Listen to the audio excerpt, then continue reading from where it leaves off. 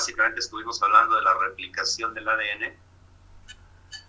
Recuerden que el ADN es la única molécula del mundo viviente que tiene la cualidad, la capacidad de autorreplicarse,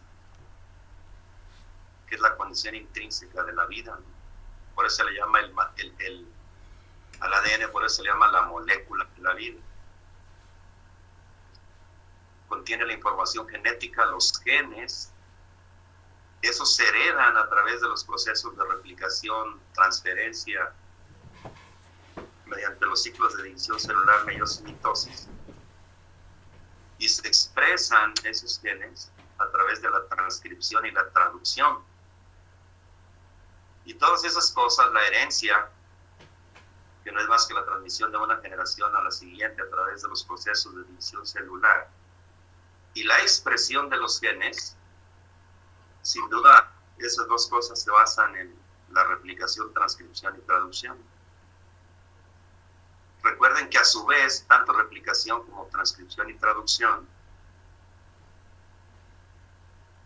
tienen como fundamento bioquímico la especificación de las bases nitrogenadas, adenina, timina, guanina, citosina y adenina uracilo, para el caso del ARN, el último par. Entonces, este es un resumen de lo fundamental de la bioquímica del ADN en relación con la herencia y la expresión de los genes. Está bueno como para ponerlo en un examen, ¿no? ¿O cómo ven?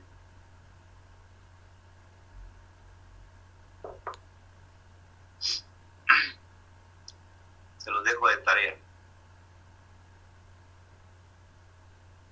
Hoy vamos a ver las mutaciones génicas, porque recuerden que una de las características del material genético es que puede presentar variación. ¿Sí la recuerdan? ¿Cuáles son las características básicas del material de la herencia? ¿O ya no las recuerdan?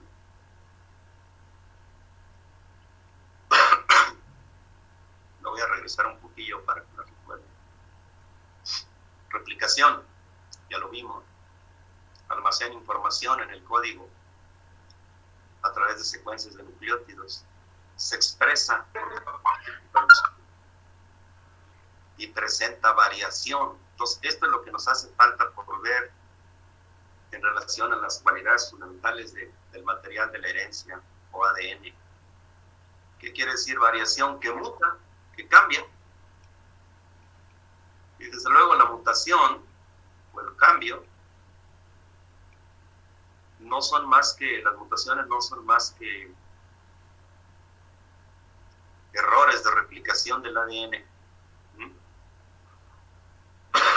Este es el tema entonces que nos hace falta de las 4 características fundamentales del material de la herencia, del material genético. Y es lo que vamos a estudiar, ¿no? El origen de la variación. Por supuesto lo vamos a acotar en el contexto del mejoramiento, ¿no? El origen de la variabilidad, que es el sustrato esencial para que pueda haber mejoramiento genético. Recuerden, si no hay variación, no hay mejoramiento. Aquí hay una definición de mutación: cambio aleatorio, heredable. ¿Qué quiere decir heredable? Que se transmite de una generación a la siguiente, ¿no? Y en esencia es un error de replicación. Eso es la mutación. ¿Cuál es la importancia? Pues la mutación es la generadora primaria de variabilidad genética. Dicho de otra manera, los nuevos alelos, las variantes de los genes, se forman a través del proceso de mutación. O dicho de otra manera, la mutación es la fuente original de variabilidad genética. ¿Quién me dice cuáles son las fuentes secundarias de variabilidad genética? O sea, una vez que están formados los nuevos alelos, ¿cuáles son los procesos responsables de la combinación de esos alelos con otros para generar nuevas variantes? ¿No se acuerdan? La segregación. más bien la recombinación independiente y la recombinación homóloga que generan segregación. ¿Sí? ¿Vale, Tania? Sí, profe. Entonces, el origen primario es la mutación, el origen secundario de la variación es la recombinación independiente y la recombinación homóloga. Y esas juntas generan variabilidad genética. ¿En qué? En tamaños, en formas, en colores, en ciclos de crecimiento, en todo lo que ustedes quieran. Ahí hay unas fotos de lo que quiere decir variación.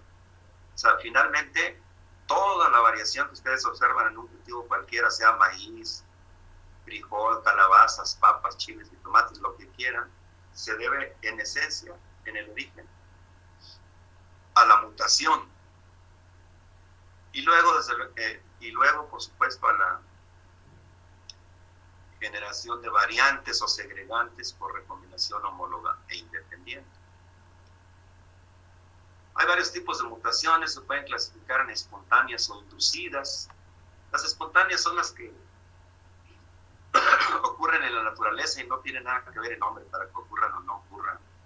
Y las inducidas pues son precisamente las que se inducen con el propósito de generar variación.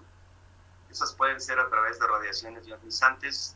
Lo que más se utiliza en el mejoramiento, como ya lo vimos, recordarán, son los rayos gamma de cobalto 60 para el mejoramiento, pero los rayos X, los rayos ultravioleta, todos generan mutaciones.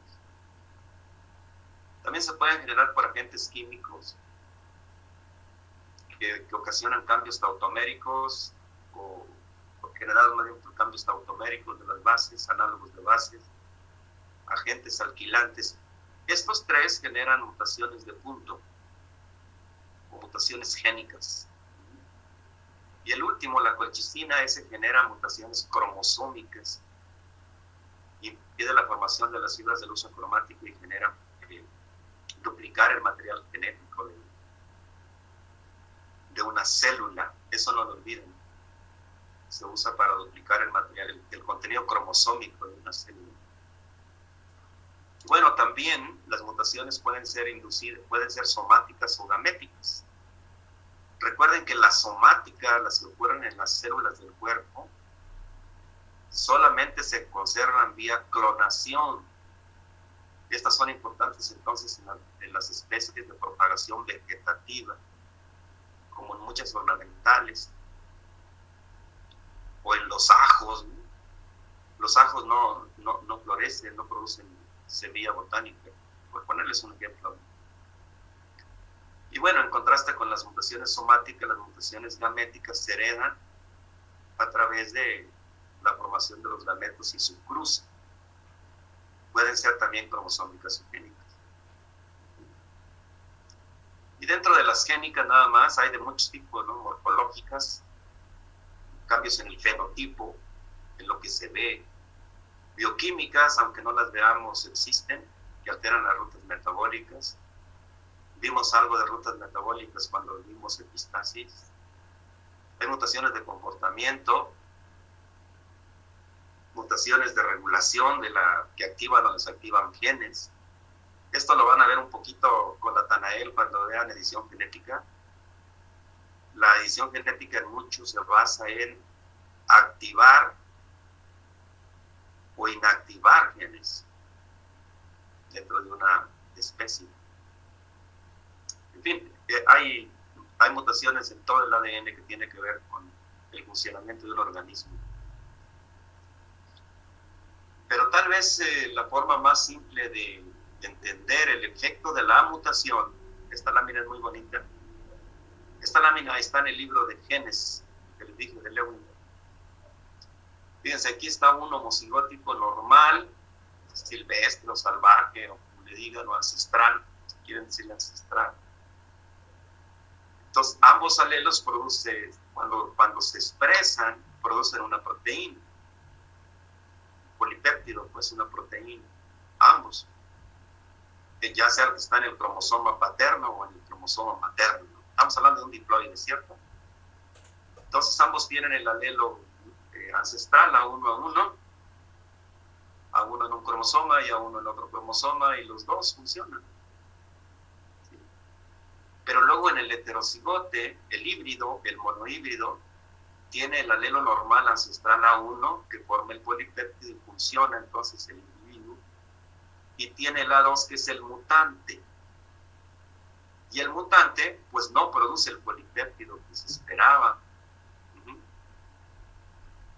Pero en el caso del heterocigote o el monohíbrido no pasa nada, porque con uno es suficiente, con un alelo que funcione es suficiente, sobre todo si la acción génica es dominante. Entonces aquí aprovecho para recordar la dominancia, tipo de acción génica donde el heterocigote tiene un fenotipo igual al homocigote dominante. Esa es la acción génica dominante. Y en contraste con la dominancia, donde con un alelo es suficiente, para que se exprese el mutante se ocupa la homocigosidad, la homocigosis. Y entonces en condición homocigótica hay recesividad y ese mutante no produce polipéptido, no tiene el alelo A2 no es capaz de producir el polipéptido, entonces eso produce un fenotipo mutante, un fenotipo distinto. Entonces noten ustedes que cuando están los dos alelos ancestrales se produce un fenotipo normal ancestral. En el híbrido si hay solo uno no importa, se produce el fenotipo normal siempre y cuando la acción génica sea dominante, por supuesto. Pero cuando hay homocigosis recesiva se produce un fenotipo distinto que se le llama fenotipo mutante, que corresponde al alelo mutante, el alelo que ha cambiado. ¿Sí? Entonces es importante que ustedes ubiquen bien cómo se expresan los genes, que lo recuerden, los genes se expresan siempre a través de la síntesis de polipéptidos o proteínas.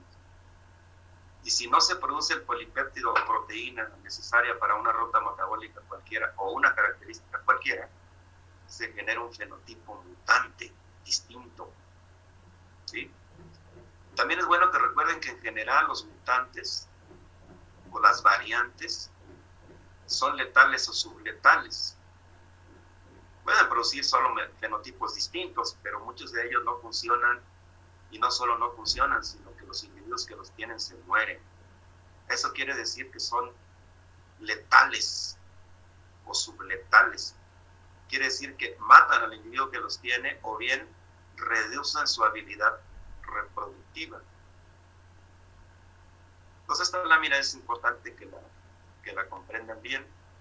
Aquí está implicada la mutación, los alelos, los tipos de acción génica y la forma de expresión de los genes que es a través de la síntesis de polipéptidos.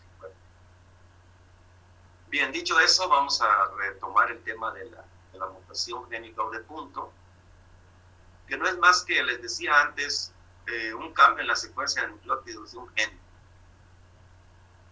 Y le puse cambio, ¿no? Esencialmente son errores de replicación de la doble hélice. ¿Sale? Esos son. Pero mutar quiere decir cambiar. Entonces mutación es un cambio. ¿Dónde? En la secuencia de nucleótidos de un gen. ¿Debido a qué? Debido a errores de replicación, no lo olviden. O sea, tal vez se puedan preguntar, ¿qué tan importante es cambiar, por ejemplo, el primer par de bases que es C por una T? ¿Será importante cambiar solo uno? ¿O qué tan importante sería eliminar este AT, eliminarlo, quitarlo? ¿Altera eso a alguien? Pues claro que lo altera. De hecho, eso da origen a los dos tipos básicos de mutaciones génicas. Una es por sustitución de pares de bases, donde yo solo cambio un par de bases por otro par de bases en el mismo sitio, o bien por corrimiento de la pauta de lectura, cuando elimino pares de bases o inserto pares de bases en el ADN.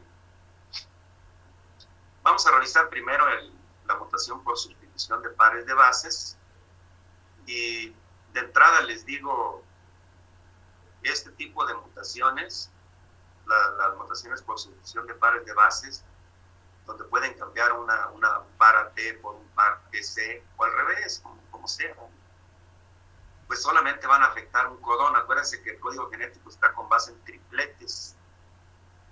Y las mutaciones por sustitución de pares de bases solo afectan un codón, eso no lo olviden, solo afectan un codón. ¿Cuál codón? El codón al que pertenece el par de bases que van a cambiar, ¿no? De tal suerte que si solo afectan un codón, tienen poca importancia en general, a menos que ese codón sea el codón iniciador. Si no hay iniciador, no hay síntesis de polipéptido.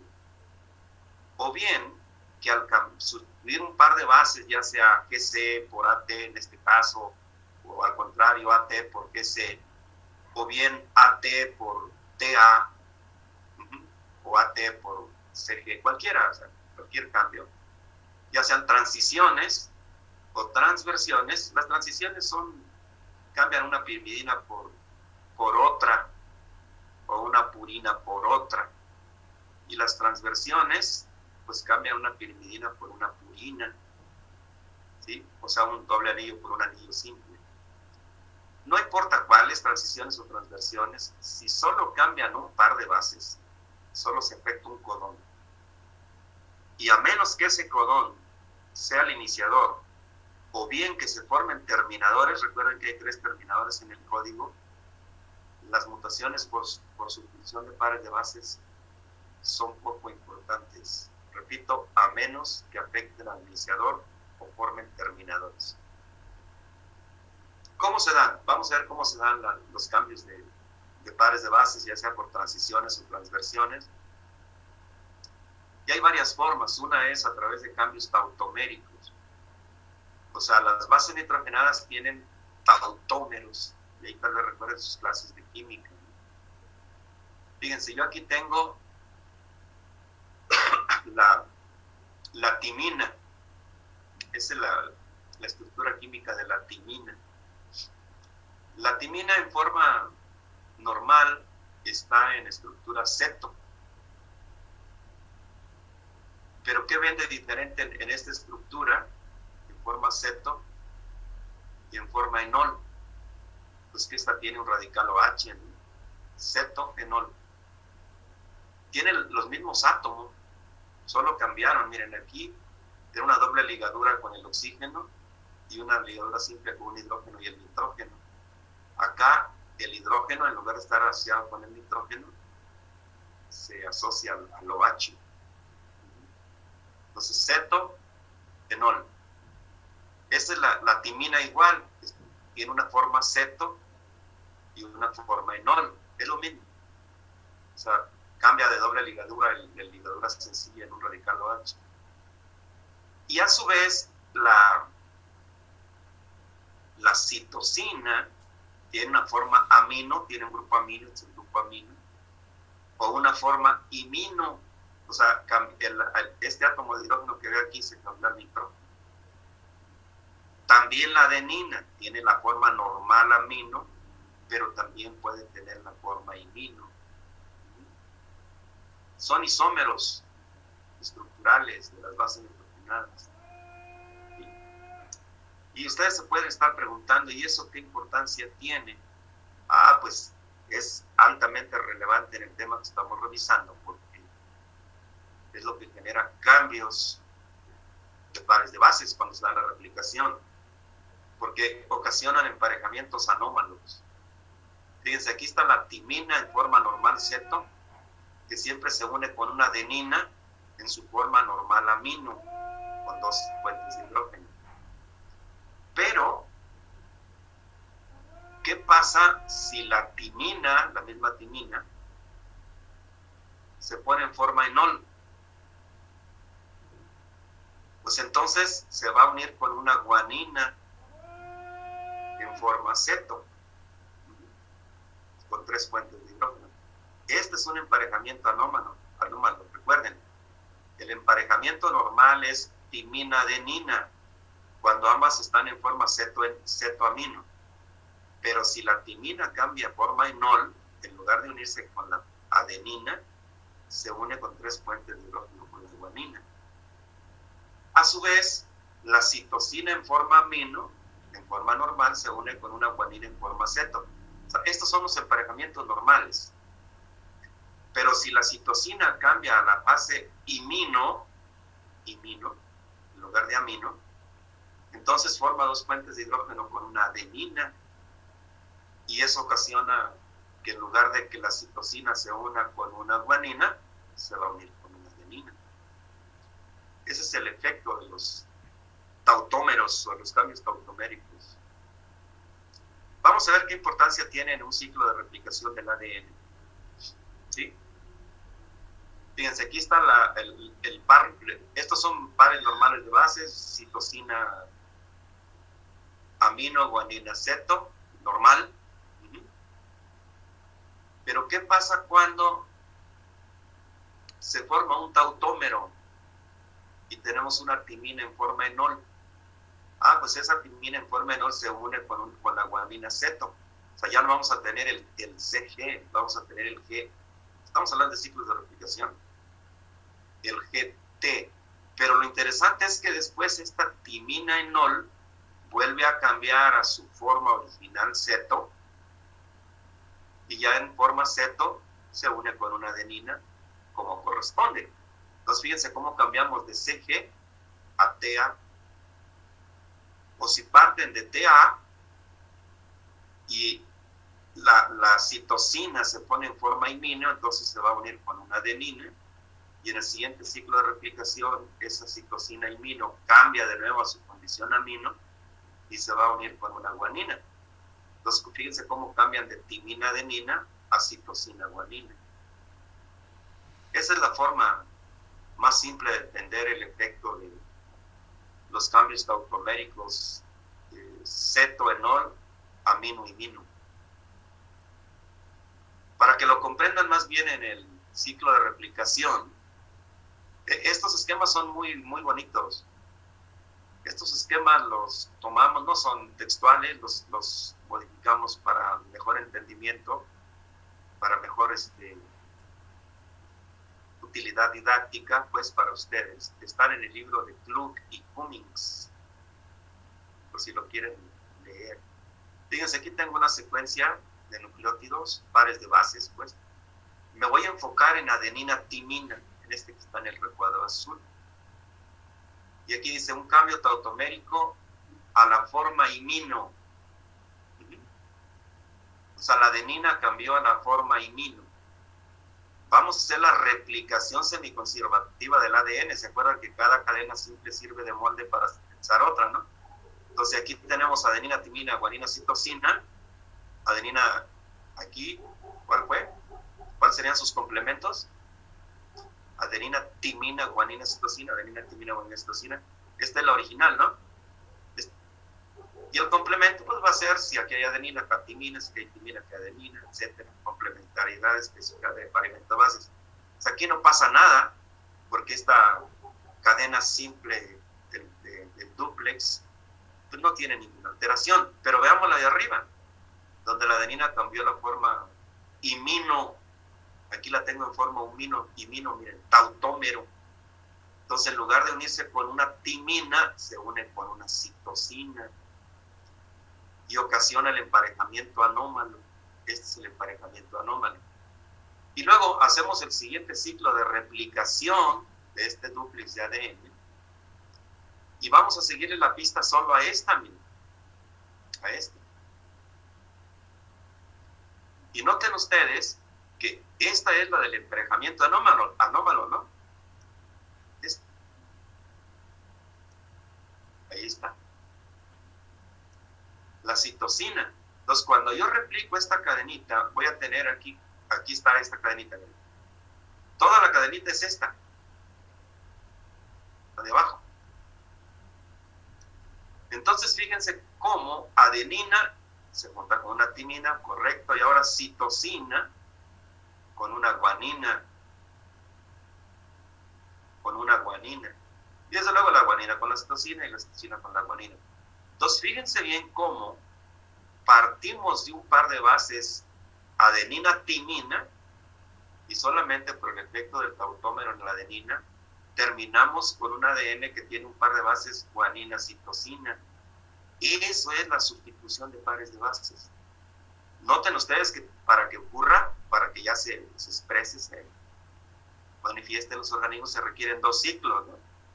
El primer ciclo es cuando se genera el emparejamiento anómalo, y el segundo es cuando la base que se emparejó de manera anómala hace su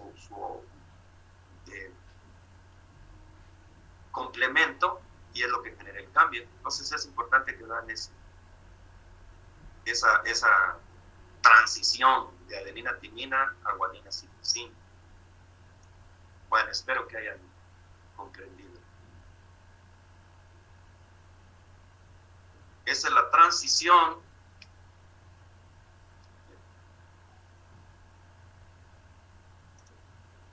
tienen que ver en los ciclos de replicación, pues. Por eso vimos en la clase pasada replicación, traducción, transcripción. Otra manera es a través de los análogos de base. Los compuestos químicos. ¿Quién se acuerda del bromuro de metilo? ¿Quién me puede decir qué cosa para ustedes representa el bromuro de metilo? Es un desinfectante del suelo. Es un desinfectante del suelo. Es correcto, Tania, pero yo más bien le decía, es un biocida. ¿Qué quiere decir? Mata todo lo que hay en el suelo, ¿cierto? Por eso está prohibido. Ya está prohibido. Y está prohibido, entre otras cosas, porque es un biocida, pero también porque produce cáncer. ¿Pero por qué produce cáncer? O enfermedades en general. Porque es un agente mutagénico muy poderoso. Por eso les puse aquí el 5-bromouracilo. Porque van a entender rápidamente por qué no debemos usar compuestos con este tipo de átomos, ¿no? O de moléculas, pues que tengan bromuro. Fíjense, aquí está la timina normalita, ¿vale? Aquí está la estructura química del 5-bromouracilo. ¿Qué observan entre la estructura de la timina y el 5-bromouracilo? Es igualita, excepto que aquí en lugar de tener un grupo metilo tiene un bromuro, ¿vale? Es igualito. Son análogos, por eso se llaman análogos, parecidos. Pero fíjense que igual el bromuro puede tener forma ceto, aquí está la forma ceto, o puede tener forma enol. Forma ceto, forma enol. Y eso ya lo intuyeron, ¿no? Cuando está en forma ceto, el 5-bromouracilo, ¿qué hace? Se une con dos puentes de hidrógeno con una adenina, es decir, funciona como si fuera timina. Pero cuando está en forma enol, el 5-bromouracilo se une por 3 puentes de hidrógeno con una guanina, es decir, funciona como si fuera citosina. Esa es la cuestión con los compuestos que tienen bromuro, como el bromuro de metilo, que generan emparejamientos anómalos en las bases nitrogenadas y por consecuencia generan mutaciones en el ADN, ¿vale? Ahí está un poco más desglosadito, miren, en ciclos de replicación para que me entiendan. Dice mutaciones producidas por 5-bromouracilo. Aquí tengo mi dúplex de ADN, parto del par de bases timina-adenina, normal. Le agrego 5-bromouracilo, o están en contacto, ustedes, las gentes que aplican los pesticidas, están en contacto con 5-bromouracilo.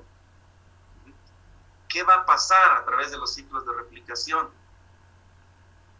Bueno, pues cuando esta molécula original se replique, aquí en una cadena no pasa nada, pues adenina, timina, es la original, no hay problema.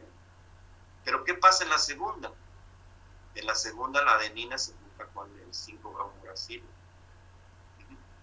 Ya dijimos que lo puede hacer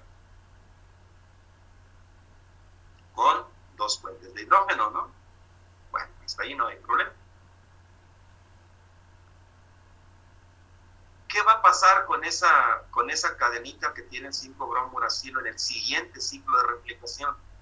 Solo voy a tomar la cadenita que tiene el 5-bromouracilo. Si en el siguiente ciclo cambia de forma ceto a forma enol, ¿con quién se va a unir? Con una guanina, ¿no? Entonces, en el siguiente se une con una guanina, y ahora sí, otra vez replico esto. Ahora voy a replicar la que tiene la guanina, la cadenita que tiene la guanina, y el siguiente ciclo lo hago normal. ¿Con quién se une normalmente una guanina? Con una citosina. Entonces, fíjense cómo, después de cuántos ciclos de replicación, 1, 2, 3, cambié de adenina timina original a guanina citosina. Cambié un par de bases, ¿vale? Esa es la implicación de químicos tan poderosos como el bromuro del metilo o el 5-bromuracilo, todos los que tienen bromuro, ¿no? Entonces recuerden, el 5-bromuracilo en su forma ceto se une con una adenina, y en su forma enol se une con una guanina, ¿sí? Eso no lo olviden. Y puede cambiar de forma ceto a enol, depende de las circunstancias del ambiente químico de las células. Espero que con esta figura igual, todas esas figuras las hizo Natanael, hayan entendido el impacto del 5-bromuracilo, hayan entendido por qué no debemos usar compuestos como el bromuro de metilo. En esencia son mutagénicos. Y recuerden que las mutaciones en general son letales, subletales, o sea, deleterias. Por eso es malo usar pesticidas, abusar de los pesticidas. Bueno, es un poquito de la química de los ácidos nucleicos. Aquí está una transición por análogos de base igual. Igual parto de un citosina guanina. Aquí tengo el dúplex, pero aquí es lo mismo, estoy partiendo del 5-bromuracilo. El 5-bromuracilo en la primera replicación, ¿qué es lo que ocasiona? Pues que a esa guanina se le une al 5-bromuracilo, ¿vale? Y luego, ese 5-bromuracilo en el siguiente ciclo de replicación ya no se une con la guanina, se une con la adenina. Y luego esa adenina en el siguiente se une con la timina. Y cambiamos entonces de un par original guanina-citosina a uno adenina-timina. Esta es una transición debida al 5-bromuracilo. Bueno, entonces se lo tienen que imaginar con ciclos de replicación, ¿verdad? Primer ciclo, segundo ciclo, hasta el tercer ciclo se ve el impacto, ¿va? ¿Y qué sigue generando este 5-bromuracilo si lo tienen en sus células? ¿Quién me dice? ¿Qué va a pasar en este ADN que, claro, al descendiente o al individuo que le toque este ADN, pues simplemente tiene una transición, cambió guanina citosina por adenina timina. Pero al que le toque esto, al hijo que le toque esto, ¿qué va a pasar? ¿Va a tener una mutación? Va a seguir generando mutantes en su descendencia. Peligroso, ¿no? O sea, no solo afectan al individuo presente, también afectan a los individuos futuros. Profesor, entonces si dice que causa cáncer, ¿el cáncer era heredable? No, el cáncer no es heredable. El cáncer se debe a la división desordenada de las células, a la desregulación de la replicación celular, de la meiosis y mitosis, pues, básicamente de la mitosis. Pero la mutación no se heredaba. Las mutaciones se heredan, claro. Lo que se heredan son las mutaciones. Ya si es una mutación que desregula el proceso de división celular, que produce cáncer, pues se va a heredar el cáncer. Ok, gracias. Acuérdense, lo que se heredan son los genes. Y los impactos de los genes es lo que produce los cambios. O sea, los cambios se deben a la expresión de los genes o a la falta de expresión. Recuerden que los genes pueden producir fenotipos diferentes también cuando no se expresa, ¿no? Por ejemplo, en este mutante no produce polipéptido, no se expresa y produce un cambio. ¿Sí, Tania? Sí, profesor, gracias. O sea, lo que se hereda es la anomalía de que se dividen mucho las células que se generó por el mutante. Gracias. Se heredan son los genes mutados. Los genes mutados. Y yo espero que con esto hayan entendido suficiente del impacto de los cambios tautoméricos y los análogos de base, como el 5-bromuracilo. ¿Sí? Esta es la que habíamos explicado, ¿no? Les expliqué esa, pero esa ustedes la pueden entender. ¿Cuál es la diferencia entre esta y esta lámina? Que la primera es una transición de GC a AT, ¿sí? Y la segunda es una transición de AT a GC.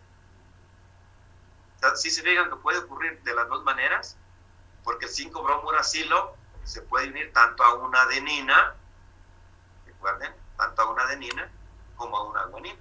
Entonces puede cambiar, puede hacer los dos cambios, de GC a AT o de AT a GC. Otros son los agentes alquilantes. Esos cambian la estructura de las bases.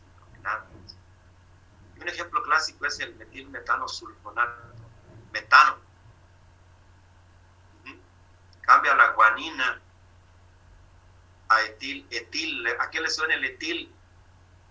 ¿No le suena que cuando se van de fiesta amanecen muy etílicos? ¿Sí, no? Etílicos. Pues todo tiene implicaciones, todo lo que hagan tiene implicaciones en su cuerpecito. Miren, aquí está la guanina normal, ¿sí? Pero en presencia de este compuesto etilmetanosulfonato, esta guanina se convierte en 6-etilguanina. Etilguanina es esto. Y entonces, ustedes saben que la guanina en forma normal se une con 3 fuentes de hidrógeno con una citosina. Pero cuando en presencia de etilmetanosulfonato se bloquea la posibilidad de un puente de hidrógeno, y entonces solamente tiene 2 posibilidades de puentes de hidrógeno y se une con una timina. ¿Qué implicaciones tiene eso? Pues ya lo saben, ¿no? Si en el ciclo este se une con una timina y luego la timina en el ciclo siguiente se une ¿con quién? Normalmente con una adenina, ¿no? Entonces parten de una guanina citosina y terminan con una adenina timina. El ácido nitroso, y también aquí vale la pena que se pregunten, tal vez ahora que todo el mundo está preocupado por el ambiente, el cambio climático y demás, tal vez ustedes hayan escuchado hablar del efecto nocivo que tienen los nitratos o nitritos o la lluvia ácida. ¿Han oído hablar de eso? Sí, profe. Bueno, pues todo lo que aplicamos en la agricultura, los fertilizantes nitrogenados, forman estas cosas y se van al manto freático. Contaminamos el agua. ¿Y qué pasa cuando extraemos el agua para tomarlo? Bueno, pues estamos tomando un poquito de veneno, un poquito de agentes mutagénicos. Aquí está el ejemplo del ácido nitroso. Ese cambia la citosina y cambia la adenina. Fíjense, aquí está la citosina normal con su grupo amino.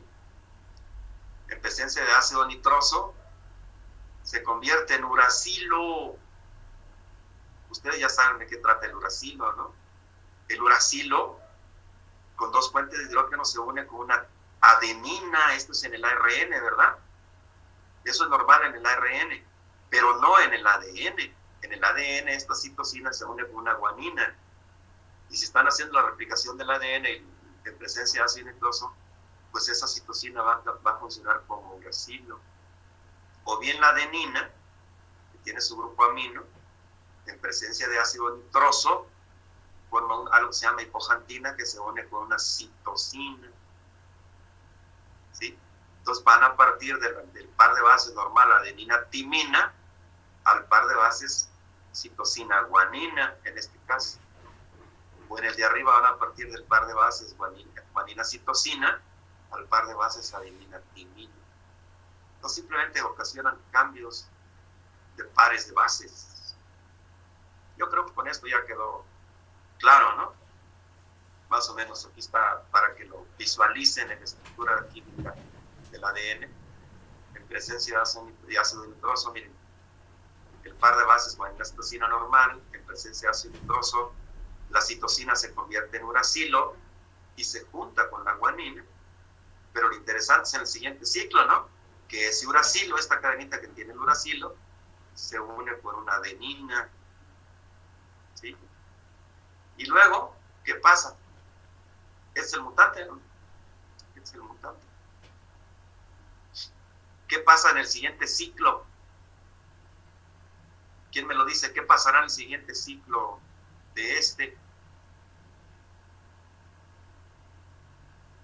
Pues aquí el uracilo se juntó con una adenina y la guanina pues con una citosina. Pero ¿qué pasa en el siguiente ciclo? Aquí mi pregunta es para ustedes, ¿no? O sea, ¿dónde se da la mutación realmente? La mutación se da cuando esta adenina haga el siguiente ciclo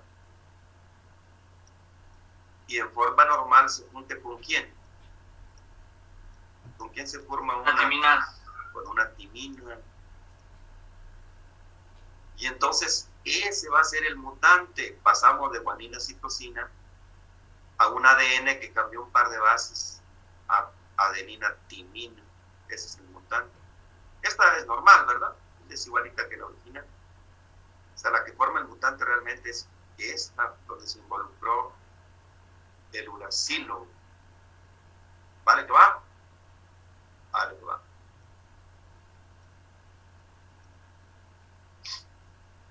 Y ya para hacer un resumen de todo esto, esta lámina ya se las había pasado antes.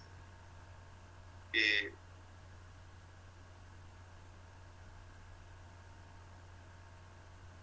ocasionan los cambios de pares de bases? Les decía, hay dos tipos de mutaciones génicas. Cambios de pares de bases o sustitución de pares de bases y corrimiento de la pauta de lectura. Bueno, en el caso del cambio de las mutaciones por corrimiento de la pauta de lectura, ahí sí no es tan fácil, ¿no? Esas más bien no son cambios en pares de bases, se debe a la inserción o deleción de pares de bases. Le quitan un par o le ponen un par. Y eso ocasiona, acuérdense que el código genético es por codones, por tripletes, y que es no imbricado. ¿Sí? Se lee en palabras de 3 letras, siempre. ¿Sí? Entonces, ¿qué pasa si ustedes cambian la pauta de lectura? Pues se forma un polipéptido diferente. Y eso lo van a entender aquí muy fácil con este mensaje genético, ¿no? Dice, qué feo sin esa luz. Es un mensaje escrito con palabras de 3 letras, con codones, con tripletes. ¿Qué pasa si cambian una letra? Esta es sustitución de pares de bases, ¿no? Sustitución de pares de bases, lo que estábamos viendo antes. Si cambian la tercera letra de la segunda palabra, pues ya en lugar de ser un hombre feo, va a ser una persona fea, ¿no? Cambió de sexo. Pero se sigue entendiendo el mensaje, ¿cierto? ¿Qué pasa si cambian la primera letra de la primera palabra? En lugar de que, de la Q le ponen una F. Entonces dice, era feo, pero ya no es feo, ¿no? Fue feo. Ya se hizo bonito. Se entiende el mensaje. Cuando se cambia solamente un par de bases en el ADN, claro, aquí está en el contexto del ARN, ¿no? El mensajero. El mensaje, acuérdense que está en el mensajero después de la transcripción del ADN. Entonces, si hacen sustitución de solo un par de bases, se cambia solo un codón. Eso es lo importante aquí. Se altera solo un codón. Y a menos que ese codón sea el iniciador, o sea un codón, o se forme un codón terminador, las mutaciones por sustitución de pares de bases no tienen mayor importancia, repito, excepto que cambian al iniciador. En contraste con esto, en la sustitución de pares de bases, vamos a ver qué pasa con la inserción y deleción. Fíjense, vamos a suponer que al mensaje original le eliminamos la letra F. O sea, perdemos el par que da origen a la letra F. Entonces, ¿qué pasó con el mensaje? Miren. A ver, ¿quién intenta leerlo? Liborio, ¿qué dice el mensaje cuando perdemos F? Sí, que sin la F, profe. Sin la F. Que o sin esa luz. No, que eos ine sal us. Sí. Lo tienes que leer de 3 letras, acuérdate que el mensaje genético es por codones. ¿Y sí, qué sí, pasa cuando le insertamos una al segundo codón? Le insertamos una M en este caso. Léete el mensaje otra vez, Ligor. Que es o sin esa luz Z. ¿Le entendiste el mensaje? No, para nada. No se entiende. Ese es el efecto de la delesión o la inserción de un par de bases. Se afecta todo el mensaje, se afectan todos los codones, se cambia la pauta de lectura y eso genera un polipéptido distinto. ¿Sí? O sea, es un mensaje distinto, va a generar un polipéptido distinto. A eso se le llama mutación por sustitución de pares, mutación por corrimiento de la pauta de lectura, o también cambio de fase, como dice aquí en la lámina, ¿no? O sea, cambió la fase de lectura. Completen ustedes, por cierto, por supuesto. Mutación de cambio de fase de lectura. Porque recuerden que el mensaje genético se lee por codones y es no imbricado, siempre es de a 3 nucleótidos. Esta lámina es muy ilustrativa, espero le hayan entendido. ¿Sí quedó? Entonces, sustitución solo afecta un codón, son poco importantes, excepto que cambien al iniciador o terminadores. Y luego, las importantes, las que generan nuevos alelos, son las que se deben a delesión, pérdida, o inserción, ganancia de un par de bases. ¿Va? Bueno. Esta laminita igual está adaptada del libro de Ludwig Cummings. Le repito, todas estas laminitas las hemos construido con la tangente. ¿Cómo se generan los cambios de fase? ¿No? Pues se generan a través de cuestiones de, como ya les decía, agentes químicos o bien radiaciones ionizantes. Fíjense, hay agentes químicos como la proflavina y el naranja de acridina, son compuestos que andan en las células.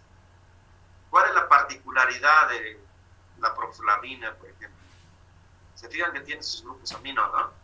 Bueno, esa tiene la particularidad de que se puede unir con una adenina, pero también se puede unir de manera simultánea con una adenina y una citosina. ¿Y qué pasa si se une con 2? ¿Qué ocurrió si se une con 2? Si se une con una base, no hay problema, pero en el siguiente ciclo, si en lugar de con una se une con 2, pues van a ganar una base, van a insertar una base. ¿Vale? Y luego el naranja de acridina, miren, igual de manera normal se une con una guanina, pero en el siguiente ciclo se une con una guanina y una timina, se une con 2. Entonces, ¿qué hicieron? Ganaron un par de bases. En el origen solamente tenían el par de bases adenina-timina, si quieren pónganle adenina-timina, el par original. Y aquí el par original eran guanina-citosina, nada más. Y ya después aquí van a tener guanina-citosina y timina-adenina, van a tener 2. Y aquí van a tener 2, adenina-timina y citosina-guanina.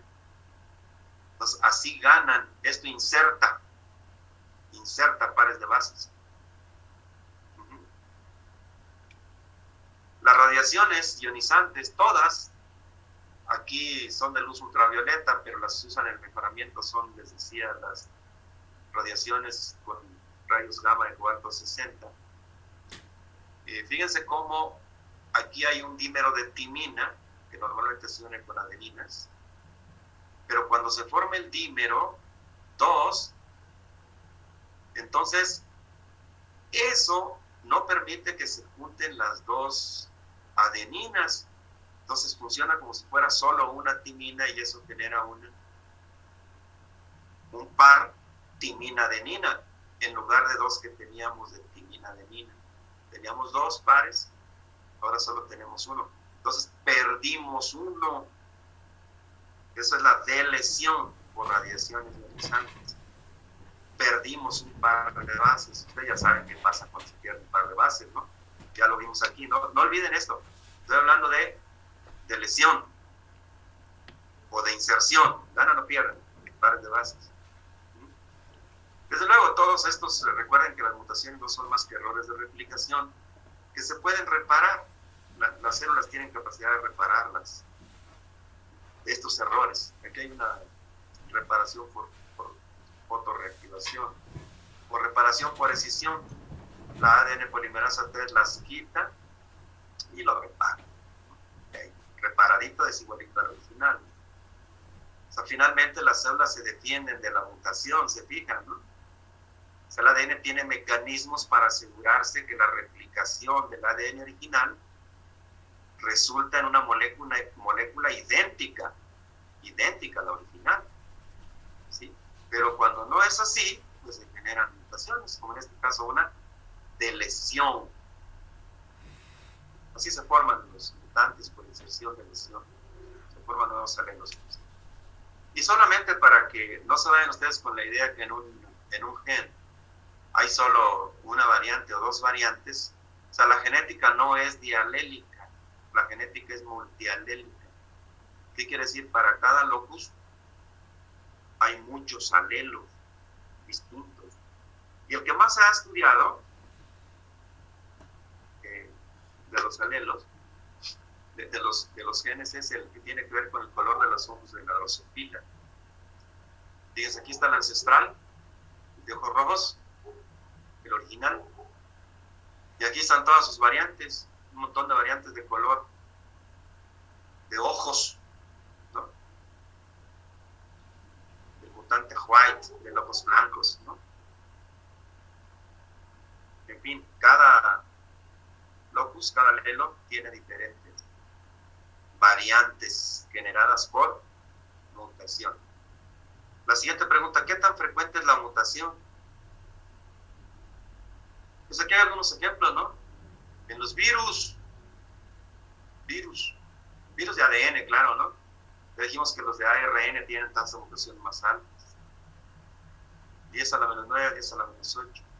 En E. coli, una bacteria, 10 a la menos 10, a la menos 9, menos 7. Ese es el orden de magnitud de las mutaciones.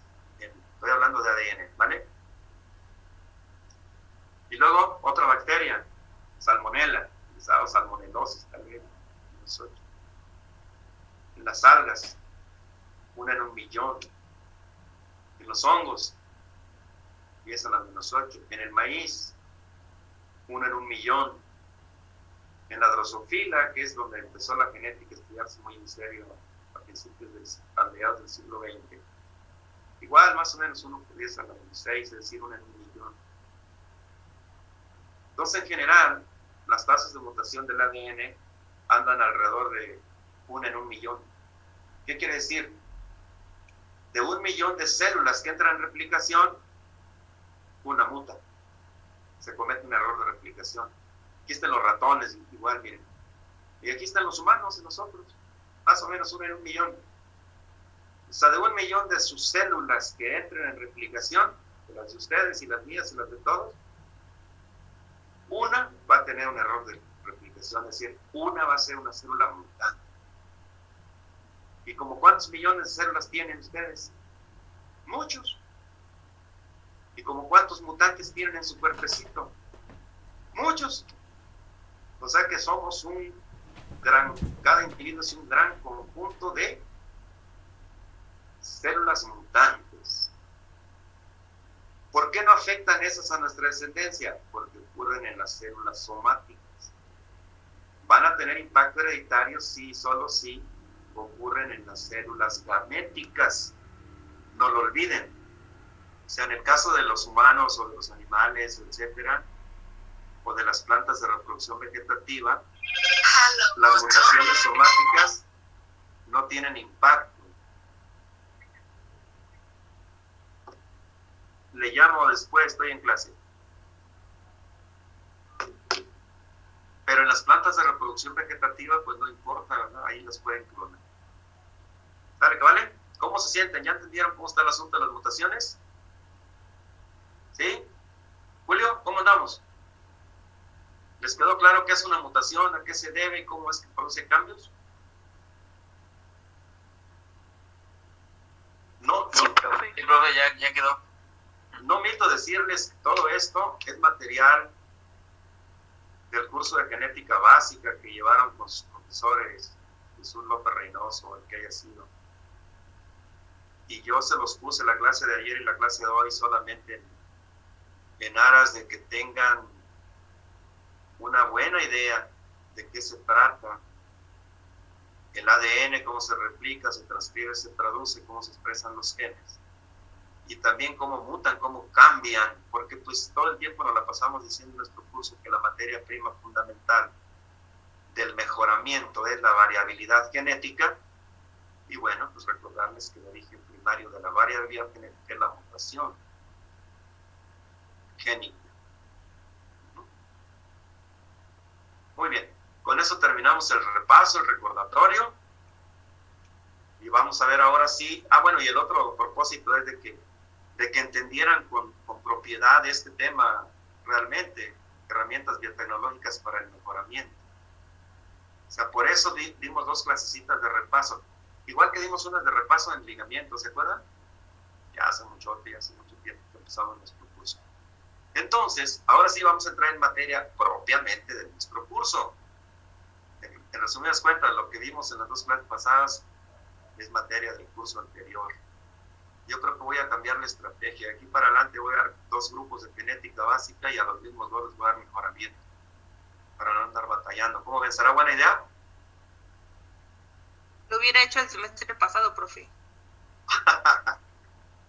Bueno, lo que pasa es que los profesores luego a veces se sienten dueños de los cursos. Dicen, es mi carga, como si los alumnos fueran su propiedad. Y luego andan escogiendo grupos. Yo simplemente les digo, a mí denme el grupo 1 y 2, no importa cuál sea el grupo 1 y 2 cada generación. Yo siempre le doy clase al grupo 1 y 2. Excepto que haya luego algún profesor medio extraño que quiera darle al grupo 1 mejoramiento. Pero casi nunca.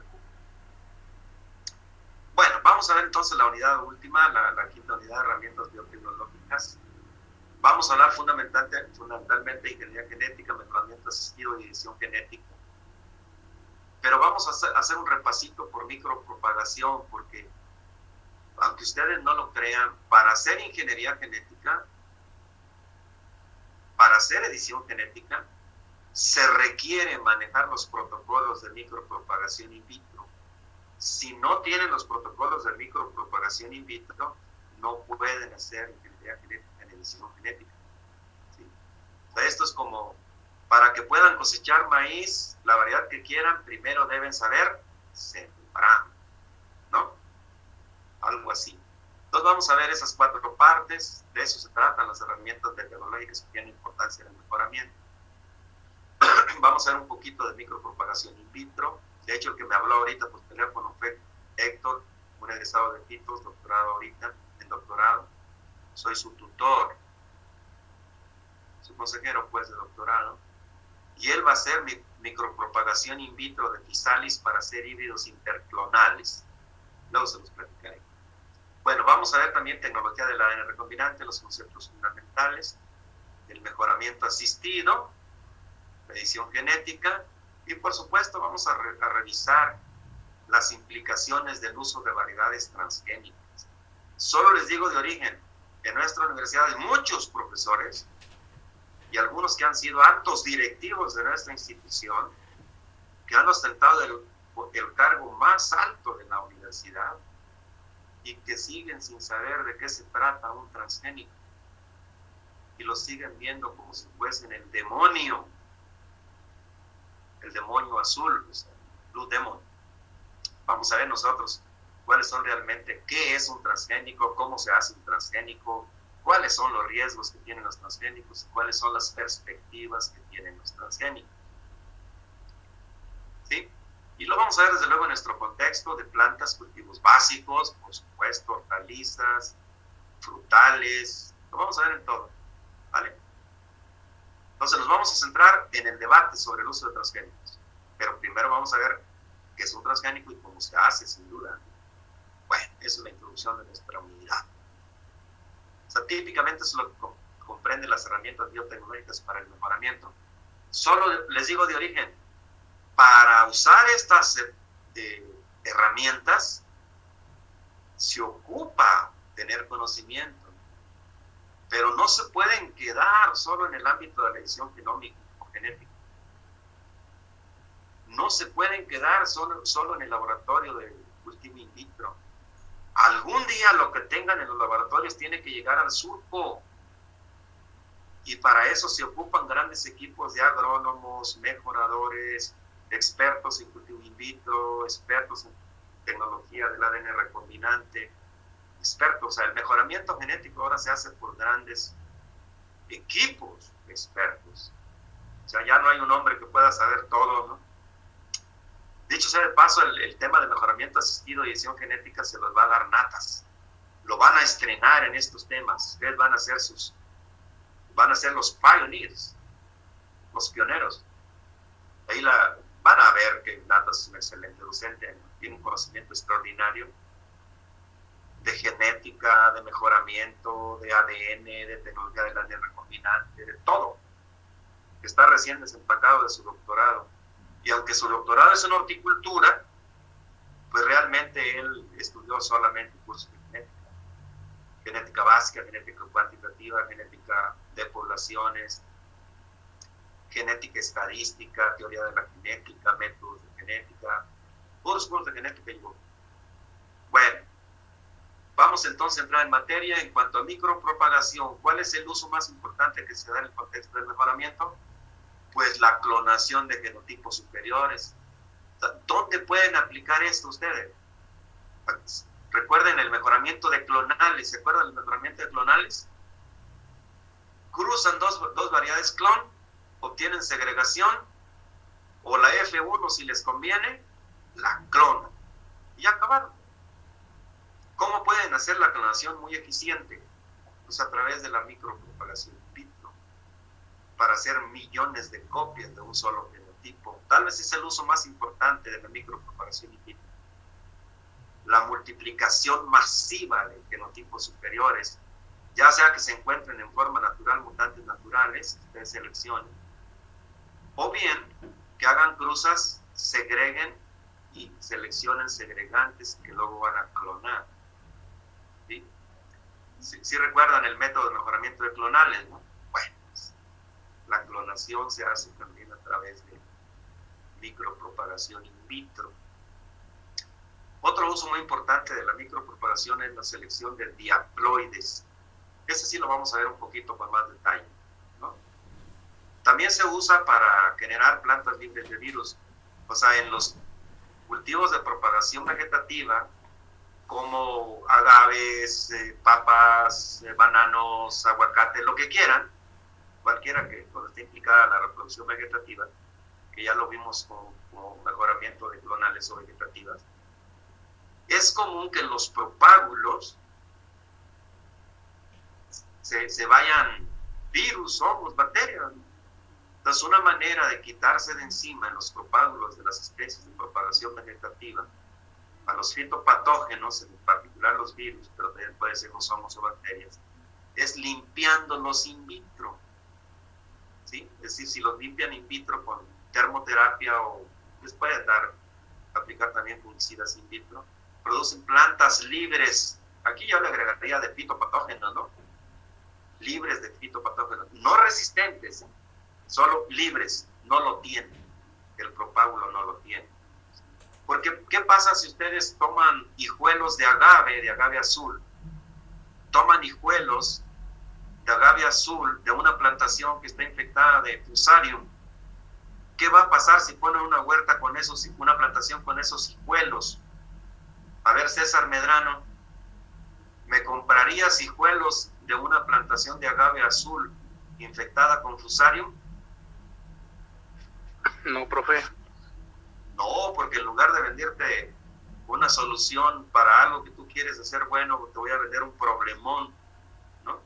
Entonces, para eso se usa la micropropagación, para limpiar propágulos de especies de propagación vegetativa, limpiarlos de fitopatógenos. Bueno, en lo de tecnología del ADN recombinante, conmigo vamos a ver lo de ingeniería genética, ya les dije, con énfasis en riesgos y perspectivas de las variedades transgénicas. ¿Sí? Aquí también está, dentro de la ingeniería genética, está la edición genética, que se lo van a ver con natas. Y el mejoramiento asistido también lo van a ver con natas. Entonces, le seguimos. ¿Qué vamos a ver nosotros? Micropropagación y lo de transgenosis. Cisgenosis. ¿Vale que va? Y con natas, van a ver edición genética y mejoramiento asistido. Pues si empezamos con la micropropagación in vitro. Las aplicaciones, pues, clonación de individuos selectos. ¿De qué? De lo que quieran. Ya se los dije. Eso se basa en una cualidad muy importante que tienen todas las células, la totipotencia. ¿Qué cosa es la totipotencia? Es la capacidad que tiene toda célula de regenerar un individuo completo, debido a que cuenta con todos los genes del genoma. Repito, es la capacidad que tiene toda célula de regenerar un individuo completo debido a que tiene todos los genes del genoma. Eso se llama totipotencia. ¿Para qué sirve, decíamos? ¿Para qué se usa esa capacidad o cualidad de la totipotencia? Pues para clonar individuos selectos. Es un ave de paraíso, ¿no? Si ven una planta ahí mutante bonita de flores de aves de paraíso, en lugar de que sean rojas como esta, ¿qué les parece si encuentran una que sea azul? ¿Qué le van a hacer? ¿La cruzan o la clonan? La clonamos, sí. Clonación, ¿no? O las cactáceas, o las vainillas, o los agaves que le estaba diciendo, azules. Estos son del laboratorio de cultivo de tejidos de aquí de nuestra universidad, o las cañas, o los pinos, lo que quieran. Clonar plantas selectas es el uso más importante de la micropropagación in vitro.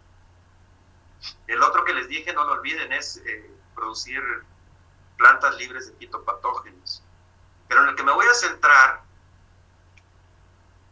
es en la obtención de diaploides, líneas puras. Ustedes ya saben que es una línea pura, ¿no? Es aquel genotipo homocigote en todo su genotipo. Perdón, es aquel genotipo homocigote en todos sus loci. ¿Vale? Esa es una línea pura. Bueno, ¿para qué se usan las líneas puras? Para hacer variedades híbridas, ustedes ya lo saben. También saben que para obtener líneas puras, en el mejoramiento clásico, se ocupa al menos 7 generaciones sucesivas de autofecundación recurrente, ¿lo recuerdan? Las S7, para tener un 99% de homocigosidad. Esos son 7 años, solo para obtener las líneas altamente homocigóticas o altamente endogámicas. Pero bueno, de manera clásica, si ustedes pueden autofecundar plantas en especies como maíz o la que quieran, pues se lleva mucho tiempo para obtener líneas puras por el método clásico. Pero recuerden que hay especies que incluso no es posible autofecundar porque son autoincompatibles, como el tomate de cáscara. Entonces ahí no podemos aspirar a obtener líneas puras de manera clásica, de tal suerte que se puede hacer por medio de cultivo in vitro, pero no de tejidos cualquiera, sino más bien de anteras. Y a ese tema se le llama obtención de diaploides o dobles haploides. Y aquí les puse una laminita que espero que les sea ilustrativa. Población de origen. Puede ser heterogénea, heterocigótica, es una población cualquiera, ¿no? Cualquiera. Como el tomate de cáscara, ¿no? Es una heterogénea heterocigótica. O una variedad de producción libre de maíz es una heterogénea heterocigótica. pueden partir de una heterogénea, heterocigótica, repito, como maíz o tomate de cáscara. Una se puede autofecundar, otra no. O puede ser una homogénea heterocigótica, como un híbrido, el híbrido que quieran, cualquiera. Un híbrido de maíz, de tomate, de chile, del que quieran. Entonces pueden partir de aquí. Si fuera una autógama, ¿valdría la pena este método en las autógamas? Este no vale la pena en las autógamas, ¿verdad? Porque esas ya son en esencia líneas puras. Esto es fundamental en las alógamas, poblaciones heterogéneas heterocigóticas, o bien en los híbridos de la planta que ustedes quieren, homogéneas heterocigóticas. Eso no lo olviden. ¿Cuál es el objetivo? Obtener líneas puras. ¿Qué quiere decir? Homocigóticas y todos los sí. ¿Cuál es el método? Cultivo de anteras, microsporas haploides. No me acuerdo si vimos la microsporogénesis, creo que sí, muy al inicio. ¿Se acuerdan cuál es el gametofito masculino en las plantas?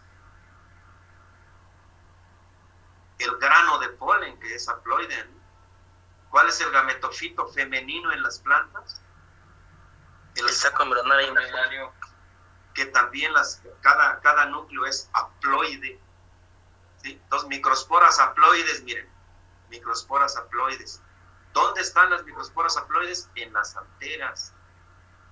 Parece que la antera es esporofito, ¿verdad? La antera es planta, todavía. ¿Sí se acuerdan de eso cuando vimos autoincompatibilidad, verdad? Las anteras son esporofito. Los gametofitos nada más son la microspora o el grano de polen en el caso del masculino y el saco embrionario en el caso del femenino. Bueno, entonces, ¿qué cultivamos? Anteras. ¿Qué tienen las anteras? Microsporas haploides, porque ya pasó la meiosis, ¿no? Entonces, miren, vamos a partir de un híbrido que tiene 6 loci en estado heterocigótico. N igual a 6 loci heterocigóticos. Partir de un híbrido. Pero igual podría haber partido de la F2 de este híbrido, ¿no? O sea, podría partir... Aquí estoy partiendo de una población homogénea heterocigótica. Es la que tengo aquí. Pero también pude haber partido de una heterogénea heterocigótica, o sea, de una población variable, pues. Cualquiera de las dos, da lo mismo. Entonces, partiendo de esta homogénea heterocigótica, es decir, de un híbrido para 6 loci, ¿cuántos gametos se forman? Recuerdo la primera ley de Mendel. ¿Cuántos gametos distintos se forman para el locus A? Rápido, Flavio. ¿Cuántos gametos distintos se forman para el locus A heterocigote? Flavio, a la 1, Flavio a las 2, Flavio a las 3. Bueno, el que quiera contestarme. 2. 2, ¿para B? 2. ¿Para C? 2 también. Entonces, 2 por 2 por 2 por 2 por 2 por 2. ¿Cuántos gametos distintos son posibles? 2 por 2, 64. Por 2, 8, por 2, 6, por 2, 32, por 2, 64 gametos distintos. ¿Sí? Claro, imagínense que son 100 loci. Son muchísimos gametos, ¿no? Miles. ¿No? Aquí el ejemplo se los puse con 6 para que sea entendible. ¿Qué frecuencia va a tener cada uno de los 64 gametos distintos? Pues 1 medio por 1 medio por 1 medio por 1 medio por 1 medio es un 64avo. Desde aquel que tiene todos los alelos dominantes o favorables hasta aquel que tiene todos los alelos recesivos o no favorables. ¿Vale? ¿Qué va a pasar con todos los gametos? Fíjense que aquí tengo los gametos en condición haploide. Aquí no se expresan las relaciones de dominancia completa, parcial, dominancia, nada. Aquí cada alelo se expresa directo. ¿Sí? Entonces, ¿qué va a pasar con una gran cantidad de gametos haploides cuando no hay relaciones de dominancia? Que todos aquellos que tengan un gen mutante del etéreo no van a ser capaces de dar origen a una planta. ¿Sí? No van, repito, todos aquellos que tengan un gen deleterio, claro, aquí le puse todos los deleterios a este, ¿no? Pero acuérdense que aquí hay 64 diferentes, desde el que tiene todos favorables hasta el que no tiene ninguno. Pero con que tenga un alelo mutante, desfavorable o letal, ese haploide ya no va a dar una planta. ¿Sí? Entonces lo que se hace es, se cultivan anteras y cada microspora haploide, ¿sí? Cada microspora haploide, aquí eso tienen que apuntárselo, ¿no? Cada microspora haploide da origen a una planta. Eso lo tienen que apuntar. Cada microspora haploide da origen a una planta. ¿Cuáles no van a dar origen a plantas? Las que tengan genes deleterios. Entonces, fijan que esto aparte es un mecanismo poderosísimo para hacer selección. ¿Se acuerdan que cuando vimos selección en el contexto de la Hardy-Weinberg, dijimos que la selección bajo aditividad, que la selección gamética era mucho más poderosa para obtener respuesta genética que la selección cigótica? ¿Lo recuerdan? Regrésense un poquito allá en su casa a la Hardy-Weinberg y revisen selección gamética versus selección cigótica. Y ahí van a ver una conclusión que dice, es más poderosa la selección gamética que la selección cigótica. ¿Por qué? Porque en la selección gamética se expresan los alelos de manera directa sin la interferencia que se deriva de la interacción entre los alelos de diferentes locus. Solo regresen allá y refuercen ese aprendizaje. Es más poderosa la selección gamética que la cigótica. Y aquí, en diaploide, lo que estamos haciendo es selección gamética. O sea, los gametos que no sean capaces de dar origen a una plantita, las microsporas haploides que no sean capaces de generar una plantita completa, se quedaron en el camino. Y solo las que den origen a plantas completas se doblan. ¿Cómo se doblan? Con colchicina. Acuérdense, se les aplica colchicina a esas plantitas in vitro, se doblan. ¿Y qué pasa cuando las doblan? Tienen una línea pura, completamente homocigótica. Pero ya selecta, ¿no? Esta es la que seleccioné, esta es la que puse verde, ¿no? ¿Por qué? Porque el procedimiento de cultivo in vitro de anteras, que en esencia es cultivo in vitro de microsporas haploides, solo van a dar origen a plantas completas las microsporas haploides que tengan genes buenos. Las que tengan genes deleterios no van a dar origen a plantas. Y entonces se van a quedar en el camino. Millones de granos de polen no van a dar origen a plantas completas. Y solo poquitos van a dar origen a plantas completas. Muy poquitos. Las doblan y ya tienen su línea pura. Esa es la potencia de la obtención de diaploides. También se les dice doble haploides. O sea, no les pueden decir diaploides o doble haploides. Si quieren, póngale doble haploides para que no se confundan. ¿Y esto es fácil? Pues ahora es relativamente fácil, la verdad. Nosotros lo hemos hecho en tomatillo, tomate de cáscara. Por ejemplo, estas son fotos de la tesis de Karen Carstensen, de la maestría de biotecnología. Esto lo hicimos en 2011. Son explantes de cotiledones, callos, ¿no? Son callos. Y estas son plantitas, miren, de in vitro. Explantes de cotiledones,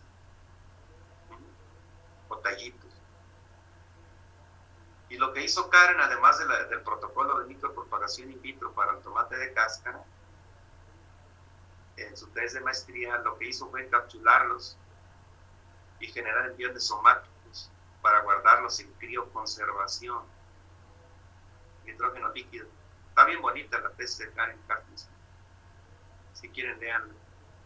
Es una tesis de maestría en biotecnología. Métanse a la Biblioteca Central, la página de la Biblioteca Central, y si les interesa, léanse. Está bien bonita la tesis de Karen. Yo fui su director de tesis de CAE. O sea, se fijan que en todos los temas les platico algo de lo que hemos hecho. La verdad, casi en todos los temas, bueno, pues después de 40 años, ¿verdad? Ahora sí, como dicen, tanto tiempo de princesa y no saber mover el abanico. Hemos hecho muchísimas cosas, casi en todos los temas hemos hecho cosas. Y me da mucho gusto y orgullo compartir lo que todo lo hemos hecho con estudiantes de licenciatura de pitos en primera instancia, licenciatura de horticultura en segunda instancia, el posgrado de biotecnología y el posgrado de horticultura, que son en los que participo. Fíjense, esto es en micropropagación.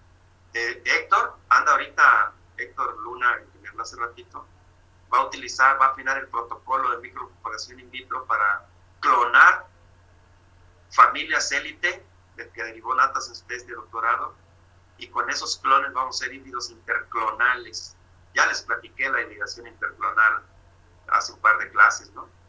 En el tomatillo, porque es autoincompatible. O sea, por eso andamos en esto, porque el tomatillo es autoincompatible. Y también hicimos un trabajo muy bonito de cultivo de anteras, eso lo hizo Ortuño, él era biólogo de origen, cuando se empezó la maestría de horticultura. Él se graduó en el año 87 y su artículo salió publicado en el año 98. ¿Sí? Se graduó en el 97, su artículo salió en el 98. Cultivo de anteras en tomate de cáscara. Es por si quieren leerlo, está publicado en la revista Chapingo Serio Horticultura, volumen 4, número 1, en las páginas 34, 39, 43. Y el artículo que resume el protocolo de micropropagación in vitro, eso lo hicimos junto con Manso González, igual publicado en el 98. Se llama Regeneración in vitro de tomate cáscara, igual está en la revista Chapingo Serio Horticultura. Es por si quieren leer del tema, pues, les estoy hablando de los avances del tema. El artículo de Karen lamentablemente todavía no se publica. A ver si lo rescatamos para publicarlo. Solo está la tesis. Bueno, ¿para qué hicimos el cultivo de anteras en tomatillo? Pues como no se puede autofecundar, lo que queremos es obtener doble haploides para obtener líneas puras. ¿Qué va a pasar con una línea pura de tomate cáscara? No se va a poder autofecundar, ¿verdad? Entonces, si quiero hacer híbrido, solo cruzo una línea pura con otra línea pura y no necesito mascular ni nada, como ya se los platiqué hace unas 2 clasecillas. Bueno, ¿qué opinan de la micropropagación in vitro? Tiene 3 razones fundamentales para manejar la técnica: generar plantas libres de patógenos, clonar genotipos superiores o obtener líneas puras por doble haploides. Son las 3 razones básicas de la micropropagación in vitro. Bien, ya no vamos a tener tiempo de abordar el siguiente tema con precisión, entonces aquí dejamos la clase por el día de hoy. Nos vemos el viernes y el viernes hablaremos de transgénicos, básicamente de transgénicos. ¿Sale que vale, colegas? Sí, profesor, gracias. Gracias. Dale, profe. Buen día. Gracias, profe. Buen día, profe, gracias. Que tengan, nada más antes, profe, no se me desconecten. Hoy en la tarde va a estar la tarea en la sala de Classroom de Google, en la que hemos usado. Hoy vamos a subir la tarea y se las voy a mandar. No les he mandado la tarea, ¿verdad? La tarea de examen. No, profe. Pues las voy a mandar para que le vayan avanzando, porque el examen final pues va a ser de este viernes que viene en 15 días, para que tome nota. Entonces de una vez les voy a mandar la tarea para que le vayan avanzando. Acuérdense que si hacen la tarea, el examen es bien facilito. Y luego en la sala igual en el Classroom de Google, Natas también va a subir lo de su proyecto, para que, o sea, su proyecto de mejoramiento y su tarea examen lo van a subir al Classroom de Google. O sea, no me lo van a mandar al correo como yo les había dicho, ¿vale? Para que estén pendientes. Profe, ¿también nos puede mandar el archivo de Word que nos presentó el otro día, el formato del proyecto? Ya se los mandé, ¿no? Ya, profe, Sí, profe. ya No he visto, gracias. No me acuerdo si los mandé en Word o en PDF, pero ya se los mandé. ¿Sí? Está bien, profe, lo reviso, no revisé. Gracias. Ah, ya te descubrí, Tania, no andas revisando mi curso. Bueno, que tengan buen día, colega, nos vemos el viernes. Mucho No, profe. Hasta luego, profe. Profe, hasta luego. con usted. Hasta luego.